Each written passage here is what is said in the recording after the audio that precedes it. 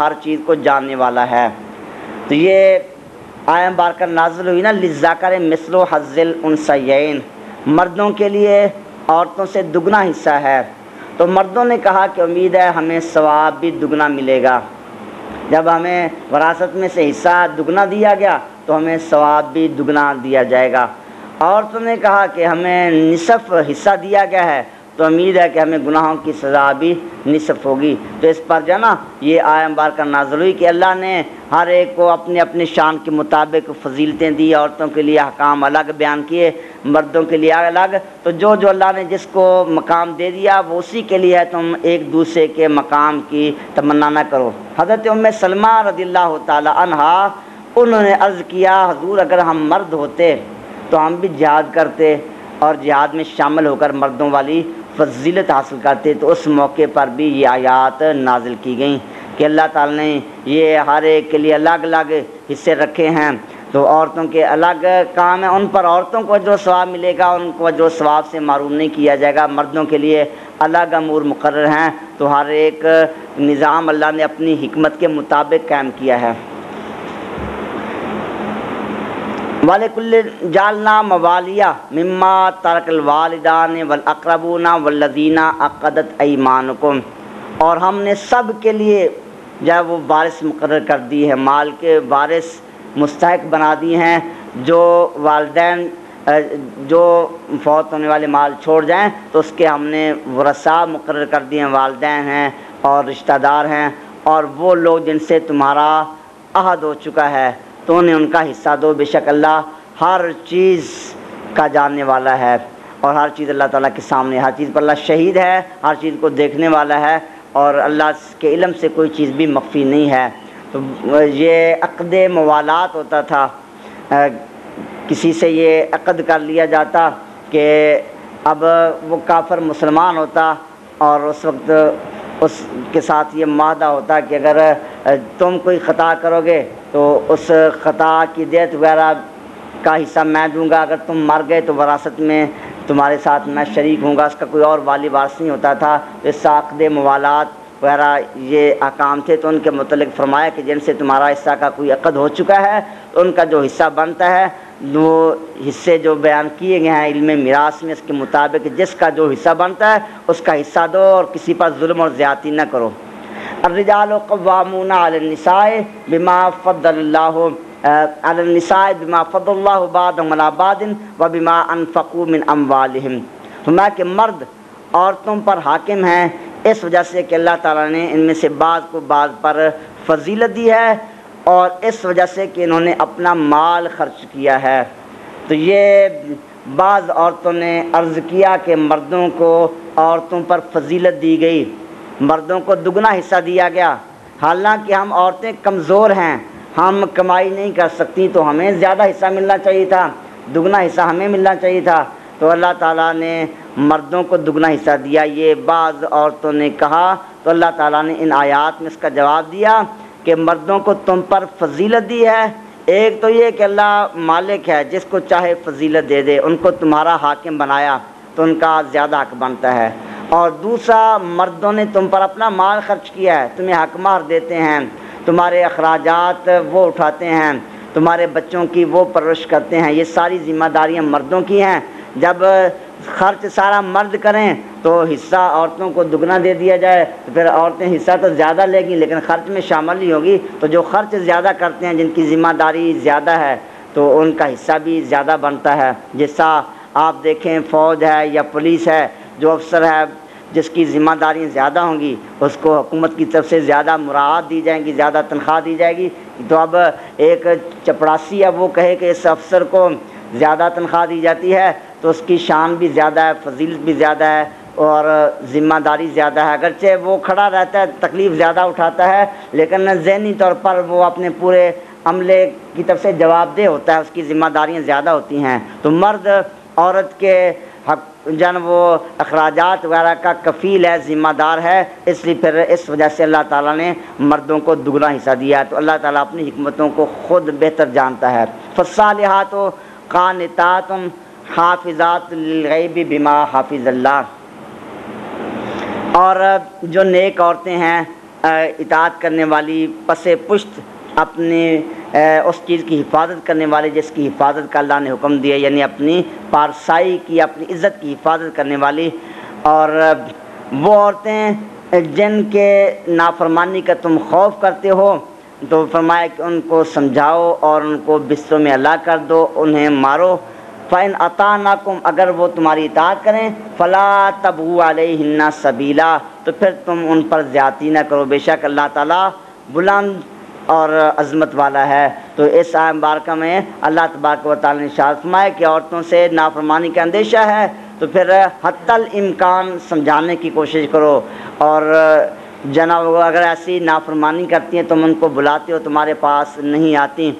یا شریعت کے احکام کی مخالفت کرتی ہیں، تم ان کو گھر سے باہر نکلنے سے روکتے ہو، وہ بے پردہ باہر چلی جاتی ہیں، اس معاملے میں ان کو سمجھاؤ، اور سمجھانے سے باز نہیں آئیں گی ان کے بستر ہلاک کر دو، اور اس سے ان کو تنبیہ ہوگی، ان کو مارو۔ اور یعنی اسلام میں یہ حکم دیا گیا کہ طلاق سے حتی الامکان اجتناب کرو، جہاں تک ہو سکتا ہے سمجھانے سے، یا معمولی، یہ مارنے کا مطلب یہ نہیں ہے کہ ان کو جان سے مار ڈالو یا اتنا جنم مارو کہ ان کو زخمی کر دو، تو حد کے اندر رہتے ہوئے اگر ان کو معمولی سا مارو یا ان سے الگ ہو جاؤ تو اس سے وہ سمجھ جائیں، اگر اس کے باوجود بھی باز نہ آئے تو پھر آخری صورت یہی ہے کہ وہ جدائی اختیار کی جائے گی۔ لیکن اس سے پہلے طلاق کے متعلق نبی پاک علیہ الصلوۃ والسلام کا ارشاد پاک ہے کہ طلاق جو ہے وہ مباح کاموں میں اللہ کو سب سے زیادہ ناپسند ہے۔ آج لوگ بات بات پر طلاق دے دیتے ہیں، اور طلاق بھی ایک نہیں بلکہ 3 طلاقیں دیتے ہیں، اور طلاق دینے کے وقت وہ سوچتے نہیں ہیں، اور اس وقت وہ کسی عالم کے پاس نہیں آتے، وکیلوں کے پاس چلے جاتے ہیں، اور وکیل بتاتے ہیں کہ 3 ہی طلاقیں ہوں گی، 3 طلاقیں اکٹھی دو، اور 3 طلاقیں اکٹھی دینے کے بعد پھر وہ علماء کے پاس آتے ہیں۔ اب کہتے ہیں کہ اس وقت ہمیں پتہ نہیں تھا، ہم غصے میں تھے۔ طلاق تو ہوتی غصے میں ہے، آدمی خوشی سے تو طلاق نہیں دیتا، اور پھر کہیں گے کہ اس کا حل نکالو۔ جب وہ معاملہ جناب اپنے بات سے باہر چلا جاتا ہے تو پھر وہ علماء کے پاس آتے ہیں۔ قرآن پاک میں حکم دیا فَاسْأَلُوا أَهْلَ الذِّكْرِ إِن كُنتُمْ لَا تَعْلَمُونَ، اگر تم نہیں جانتے علماء سے سوال کرو۔ تو پہلے طلاق دینی ہے، یہ شریعت کا مسئلہ ہے، اس وقت علماء کے پاس ہو، طلاق دینے کا طریقہ کیا ہے، کس حالت میں طلاق دینی ہے، کن الفاظ سے دینی ہے، کتنی طلاقیں دینی ہے، اور اس وقت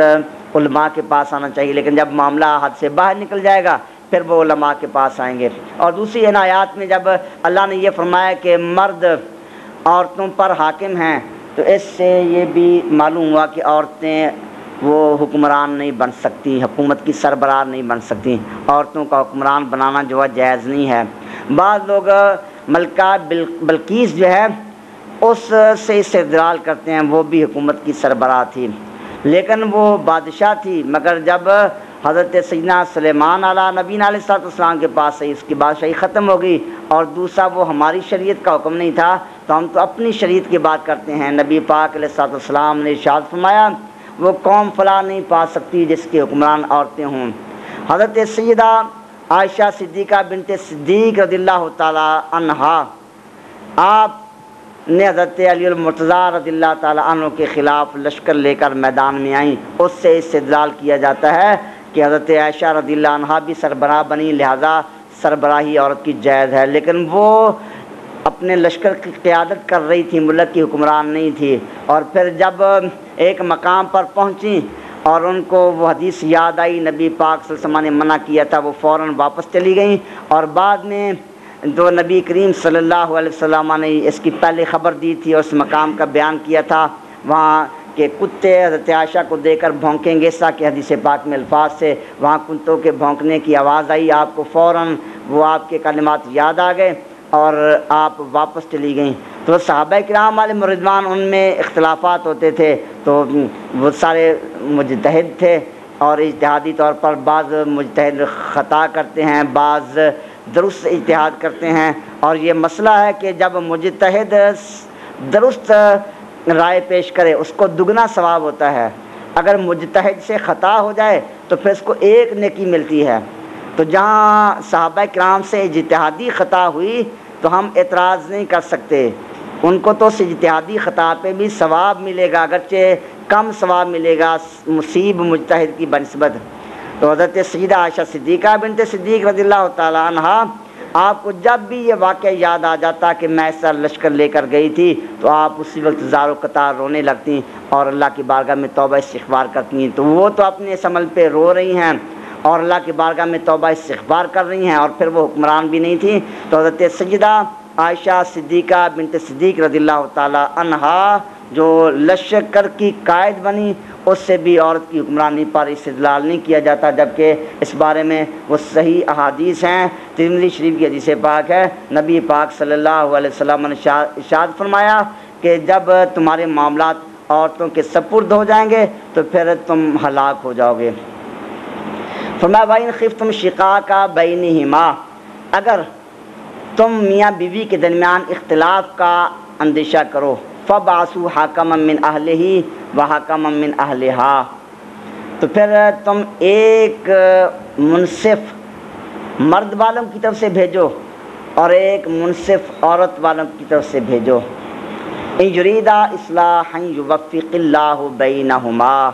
اگر وہ صلح کرانا چاہیں گے تو اللہ ان میں موافقت فرما دے گا، بے شک اللہ تعالیٰ علم والا خبر والا ہے، خبردار ہے۔ ہمارے علماء احناف کے نزدیک صلح کروانے کے لیے جو منصف مقرر کیے جائیں گے تو وہ منصف صرف وکیل ہوں گے، انہیں نکاح فسخ کرنے کا حق حاصل نہیں ہوگا، وہ صرف ان کی صلح کروائیں گے، ایک دوسرے کے وکیل بنیں گے، اور ان کو یہ حق نہیں ہوگا کہ وہ نکاح ختم کر دیں، یہ کہیں کہ اب ان کی صلح نہیں ہو سکتی تو اب ہم ان کا نکاح ختم کر دیں۔ بِیَدِهِ عُقْدَةُ النِّکَاح، نکاح کی گرہ مرد کے ہاتھ میں ہے۔ ہاں اگر مرد سپرد کر دے کہ میری طرف سے اجازت ہے، اگر صلح نہ ہو سکے تم معاملہ ختم کر دو، طلاق کی اجازت دے دے، ان کو اختیار دے دے نکاح فسخ کرنے کا، پھر ان کو یہ حق حاصل ہوگا جب ان کو یہ حق مرد کی طرف سے تفویض کیا جائے گا، ورنہ وہ محض وکیل ہوں گے اور ان کو یہ حق حاصل نہیں ہوگا کہ وہ نکاح کے معاملے کو ختم کر دیں، وہ صلح و صفائی کروا سکتے ہیں۔ یہ آیہ مبارکہ جو حضرت علی المرتضیٰ رضی اللہ تعالیٰ عنہ کے خلاف خارجیوں نے بغاوت کی، اور جب صلح و صفائی کا معاملہ آیا تو خارجیوں نے کہا اللہ کا ارشاد ہے ان الحکم الا للہ،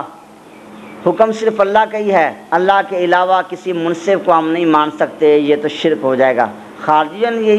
یہ دیوبندی وہابی کے بڑے خارجی ہیں، یہ اصل میں خارجی انہی کی نسل میں سے ہیں، تو انہوں نے کہا کہ اللہ تو فرماتا ہے ان الحکم الا للہ، حکم صرف اللہ کا ہے، تو کوئی اللہ کے علاوہ کوئی اور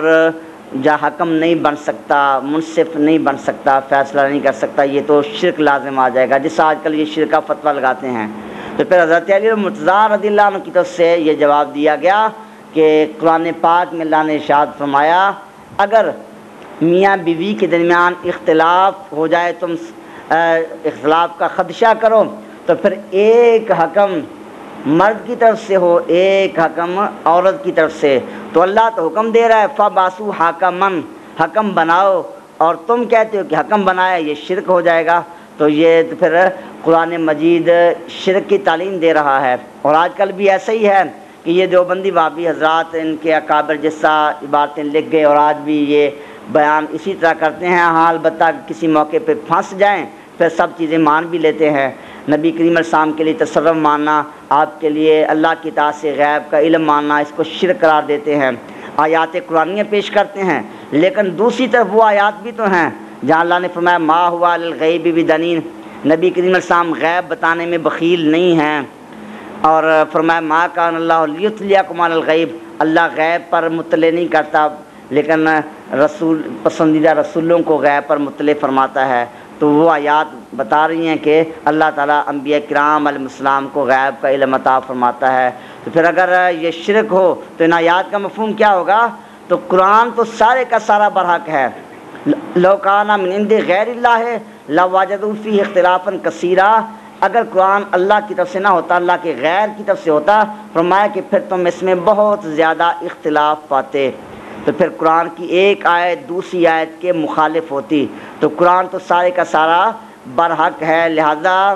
ایسی آیات میں تطبیق دی جائے گی جہاں نبی پاک علیہ السلام سے غیب کے علم کی نفی کی گئی، وہاں مراد ہے کہ آپ کو ذاتی طور پر غیب کا علم حاصل نہیں، جہاں آپ کے لیے غیب کا علم ثابت کیا گیا وہاں مراد ہے کہ اللہ کی اطاعت سے آپ کو غیب کا علم حاصل ہے۔ تو یہ آیات میں تطبیق ہوگی، سارے قرآن پر عمل کیا جائے گا، تو یہ ایمان ہے۔ ایمان اس کا نام نہیں ہے کہ قرآن کی ایک آیت پر عمل کر لیا جائے اور باقی آیات کو چھوڑ دیا جائے۔ وَاعْبُدُوا اللَّهَ وَلَا تُشْرِكُوا بِهِ شَيْئًا، پہلے اللہ تبارک و تعالیٰ نے زوجین کو ایک دوسرے کے ساتھ حسن معاملہ کی رہنمائی فرمائی، اب دیگر اخلاق حسنہ کی رہنمائی کی جا رہی ہے کہ اللہ کی عبادت کرو، شرک نہ کرو، رشتہ داروں کے ساتھ اچھا سلوک کرو، اللہ کی عبادت کرو اور کسی کو اللہ کا شریک نہ ٹھہراؤ، اور ماں باپ سے نیکی کرو، رشتہ داروں، یتیموں، مسکینوں سے، والجار ذی القربہ اور قریبی رشتہ دار سے، والجار الجنب اور اجنبی قریبی پڑوسی سے جو رشتہ دار ہے اس سے بھی نیکی کرو، والجار الجنب جو اجنبی پڑوسی ہے اس سے بھی حسن سلوک کرو، والصاحب بالجنب اور پہلو کے ساتھی کے ساتھ بھی نیکی کرو۔ تو یہ جو رفیق سفر ہے تمہارا اس کے ساتھ بھی نیکی کرو، وابن السبیل اور مسافر کے ساتھ نیکی کرو، وما ملکت ایمانکم اور جن کے تمہارے ہاتھ مالک ہیں یعنی جو تمہارے غلام ہیں ان کے ساتھ بھی حسن سلوک کرو، بے شک اللہ تعالیٰ تکبر کرنے والے، غرور کرنے والے کو پسند نہیں فرماتا۔ تو اس میں حسن سلوک کا حکم دیا گیا، پڑوسی کے ساتھ بھی حسن سلوک کا حکم دیا گیا۔ نبی پاک صلی اللہ تعالیٰ علیہ وسلم نے ارشاد فرمایا، حضرت جبریل امین علیہ السلام میری بارگاہ میں حاضر ہوتے رہے اور پڑوسی کے متعلق اتنی وصیت کرتے رہے کہ مجھے اندیشہ ہو گیا کہ کہیں پڑوسی کو وراثت میں حصے دار نہ بنا دیا جائے۔ پڑوسی کا جو بہت زیادہ حق ہوتا ہے، اور ہمارے اکابر اسلاف ان کا یہ طریقہ رہا کہ اپنے پڑوسیوں کے ساتھ حسن سلوک کرتے رہے۔ امام اعظم ابو حنیفہ رضی اللہ تعالیٰ عنہ، آپ کے پڑوس میں ایک یہودی رہتا تھا،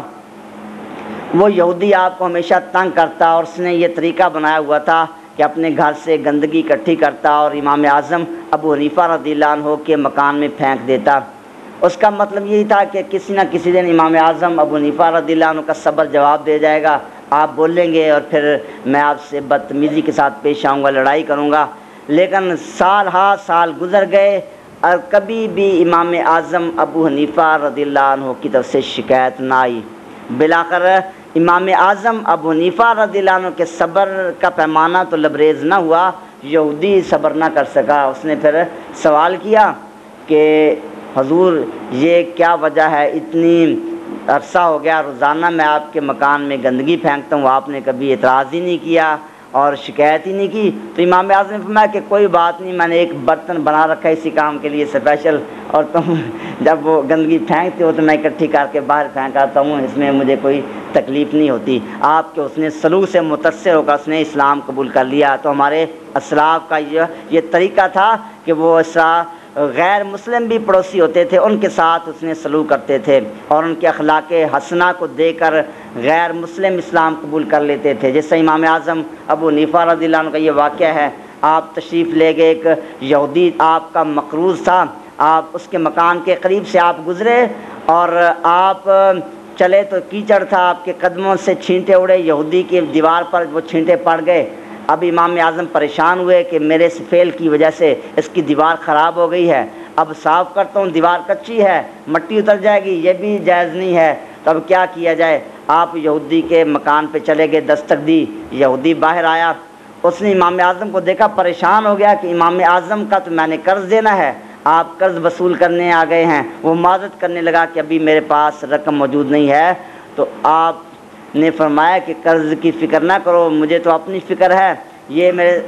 مجھ سے یہ فعل ہو گیا، تمہاری دیوار پہ چھینٹے پڑ گئے ہیں، اب صاف بھی نہیں ہو سکتا ہے، کیا کیا جائے؟ تو اس کی معافی مانگنے آیا ہوں۔ تو پھر یہودی نے کہا کہ حضور یہ دیوار تو بعد میں صاف کر لیں، پہلے مجھے صاف کر دیں۔ کلمہ شریف پڑھا اور اسلام قبول کر لیا۔ تو وہ ہمارے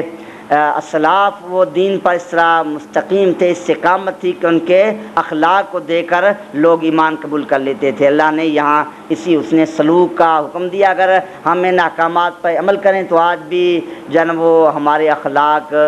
اغیار کو متاثر کر سکتے ہیں۔ الذین یبخلون ویأمرون الناس بالبخل، وہ لوگ جو بخل کرتے ہیں اور لوگوں کو بخل کا حکم دیتے ہیں اور اللہ نے ان کو جو کچھ اپنے فضل سے عطا کیا اسے چھپاتے ہیں، تو فرمایا کہ ان کافروں کے لیے ہم نے ذلت والا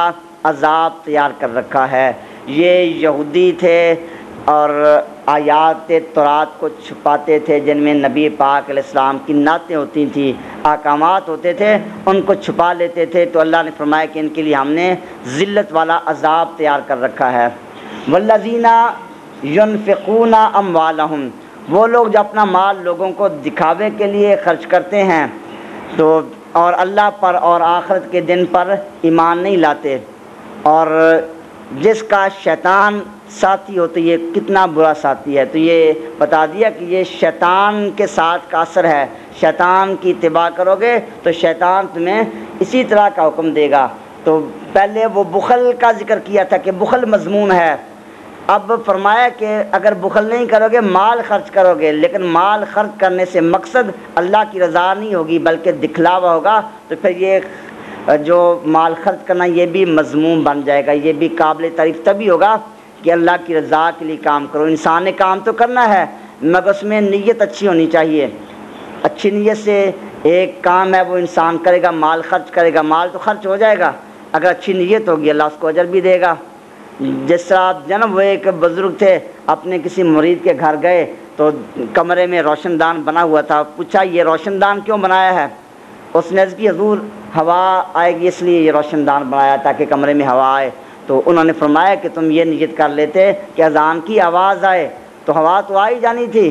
تو اس نیت کی وجہ سے روشن دان بنانے پر تمہیں ثواب بھی حاصل ہو جاتا۔ تو مسلمان کو چاہیے کہ وہ اپنے ہر کام میں اچھی نیت کرے۔ وما علیہم لو آمن باللہ والیوم الآخر وانفقوا مما رزقهم اللہ، اور ان کا کیا نقصان تھا کہ اگر یہ اللہ پر ایمان لاتے آخرت کے دن پر، اور اللہ نے ان کو جو کچھ رزق دیا ہے اس میں سے یہ خرچ کرتے، اللہ تعالیٰ ان کو جاننے والا ہے، ان کے کاموں کو جانتا ہے۔ ان اللہ لا یظلم مثقال ذرہ، بے شک اللہ ایک ذرے کے برابر بھی ظلم نہیں فرماتا۔ وَإِن تَكُ حَسَنَةً يُضَاعِفْهَا، اگر کوئی نیکی ہے تو اللہ اس کو دگنی فرما دیتا ہے، اللہ نیکی کا بدلہ دگنا عطا فرماتا ہے، بلکہ نیت کے مطابق جتنی نیت میں خلوص ہوگا اللہ نیکی کا اتنا ہی زیادہ ثواب عطا فرمائے گا۔ وَيُؤْتِ مِن لَّدُنْهُ أَجْرًا عَظِيمًا، اور اللہ اپنے پاس سے بڑا اجر عطا فرمائے گا۔ فَكَيْفَ إِذَا جِئْنَا مِن كُلِّ أُمَّةٍ بِشَهِيدٍ وَجِئْنَا بِكَ عَلَىٰ هَٰؤُلَاءِ شَهِيدًا، تو وہ کیسا منظر ہوگا جب ہر امت میں سے ہم ایک گواہ لائیں گے، اور اے محبوب السلام ہم آپ کو ان سب پر گواہ بنائیں گے۔ ہر امت کا نبی اپنی امت کے اعمال کی گواہی دے گا، اور نبی پاک صلی اللہ علیہ وسلم ساری امتوں کی گواہی دیں گے۔ گواہ وہی ہوتا ہے شہید جو مشاہدہ کرے، شہید کو شہید اس لیے گواہ کو شہید کہتے ہیں، وہ موقع پہ حاضر ہوتا ہے۔ تو اللہ تعالیٰ نے نبی پاک علیہ الصلوۃ والسلام کو یہ شان عطا فرمائی، آپ کو اولین و آخرین کے علوم عطا فرمائے، اس لیے آپ گواہی دیں گے، ورنہ کل قیامت کے دن آپ گواہی دیں تو اعتراض کیا جائے گا کہ آپ کو تو پتہ ہی نہیں ہے، ان کو تو دیوار کے پیچھے کی خبر نہیں، یہ پوری کائنات کی گواہی کیسے دے رہے ہیں؟ اللہ نے ان کو گواہ بنایا تو گواہ کے مطابق ان کو علم بھی دیا ہے۔ یہاں دنیاوی عدالتوں میں جو گواہ ہو اگر اسے علم نہیں ہے اس کی گواہی مقبول ہوتی ہے، مردود ہوتی ہے۔ یہ چھوٹی سی عدالتیں ہیں اور ان میں بغیر دیکھے گواہ مقبول نہیں ہوتا، تو اتنی بڑی عدالت احکم الحاکمین کی جو سب سے زیادہ عدل فرمانے والا، انصاف فرمانے والا ہے، اس کی بارگاہ میں جو گواہ لایا جائے اس کے متعلق یہ تصور ہو کہ الیاذ باللہ اسے تو علم ہی نہیں ہے، دیوار کے پیچھے کی خبر نہیں ہے۔ یومئذ یود الذین کفروا وعصوا الرسول لو تسوی بهم الارض ولا یکتمون اللہ حدیثا، اس دن کافر خواہش کریں گے جنہوں نے اللہ کے رسول کی نافرمانی کی، اللہ کے محبوب کا انکار کرنے والے یہ خواہش کریں گے لو تسوی بهم الارض، کاش زمین ان پر برابر کر دی جائے۔ وہ کہیں گے کہ جس طرح جانوروں کو مٹی بنا دیا گیا ہے تو ہمیں بھی مٹی بنا دیا جائے، ہمیں ختم کر دیا جائے، اللہ کے عذاب سے بچنے کے لیے یہ تمنا کریں گے۔ اللہ سے وہ کوئی بات نہیں چھپا سکیں گے، وہ وہاں یہ نہیں کہہ سکیں گے کہ ہم تو بڑے عاشق رسول تھے، ہم تو نبی پاک کی شانیں بیان کیا کرتے تھے، نہیں، وہاں کسی عمل کو نہیں چھپایا جائے گا۔ یہاں یہ سوال ہوتا ہے کہ قرآن پاک میں ایک اور مقام پر ہے کہ اللہ تبارک و تعالیٰ جب ان سے سوال کرے گا وہ فرمائے گا ما کننا بہ مشرکین، ہم تو مشرک نہیں تھے۔ وہاں سے تو معلوم ہوتا ہے کہ وہ چھپا لیں گے، اور یہاں اللہ فرما رہا ہے کہ وہ نہیں چھپائیں گے۔ تو دونوں آیات میں تطبیق، کیونکہ طریقہ یہی ہے کہ ہر آیت برحق ہے اور ہر آیت کا مفہوم اپنی جگہ ہے۔ قیامت میں مختلف احوال ہوں گے، پہلے ان سے سوال کیا جائے گا تو وہ انکار کر دیں گے، ہم نے تو یہ گناہ کیا ہی نہیں ہے، ہم نے تو ایسے فتوے دیے ہی نہیں ہیں، وہ سب باتوں سے منکر ہو جائیں گے۔ وہ سمجھیں گے کہ جس طرح دنیا میں ہوتا ہے نا انکار کر کے بچ جاتے ہیں، جس طرح آپ نے دیکھا ہوگا پاکستان بنا، کچھ لوگ پاکستان کی مخالفت کرنے والے تھے، آج وہ کہتے ہیں پاکستان تو ہم نہیں بنایا ہے، لوگوں کو دھوکہ دے دیتے ہیں۔ وہ سمجھیں گے کہ شاید وہاں بھی دھوکہ چل جائے تو پہلے وہ یہی کہیں گے ہم نے تو ایسا کام نہیں کیا، ہم تو نبی پاک علیہ السلام کی بڑی تعریفیں کرتے تھے، آپ کے بڑے کمالات بیان کرتے تھے۔ تو جب یہ جھوٹ بولیں گے پھر اللہ فرمائے گا کہ ہم ان کے جنم منہ پر مہر لگا دیں گے، ان کے زبان پر مہر لگ جائے گی، اب ان کے اعضاء بولیں گے، پھر وہ کوئی چیز نہیں چھپا سکیں گے۔ پہلے چھپائیں گے، اپنی کوشش کریں گے کہ شاید ہم جھوٹ بول کر بچ جائیں، لیکن پھر اللہ تعالیٰ ان کی زبانوں پر مہر لگا دے گا اور وہ بول نہیں سکیں گے۔ اب ان کے ہاتھ گواہی دیں گے کہ ہم نے یہ گناہ کیا، ان کے پاؤں گواہی دیں گے اور پھر ہر چیز سامنے آئے گی۔ تو اس آیت میں یہی مراد ہے کہ بالآخر لا یکتمون اللہ حدیثا، وہ اللہ تعالیٰ سے کوئی بات نہیں چھپا سکیں گے۔ اللہ تبارک و تعالیٰ عمل کی توفیق عطا فرمائے۔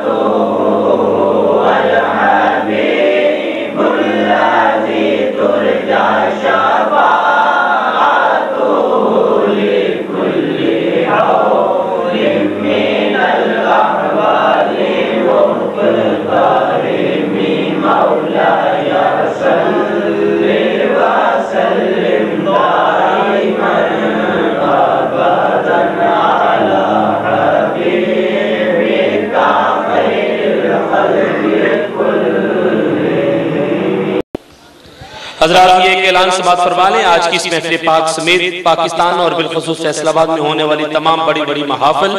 اور جید علماء اکرام کی ویڈیو سیریز آپ حاصل کر سکتے ہیں فیضان محدث اعظم کیسٹ ہاؤس، جو کہ ارشد مارکیٹ جنگ بازار میں واقع ہے۔ آج کی اس محفل پاک سمیت پورے پاکستان اور بالخصوص فیصل آباد میں ہونے والی تمام بڑی محافل اور ملک پاکستان کے جید علماء اکرام کی آپ ویڈیو سیریز حاصل کر سکتے ہیں۔ ارشد مارکیٹ جنگ بازار فیضان محدث اعظم کیسٹ ہاؤس، جناب پیر قاری محمد جہانگیر صاحب آپ سے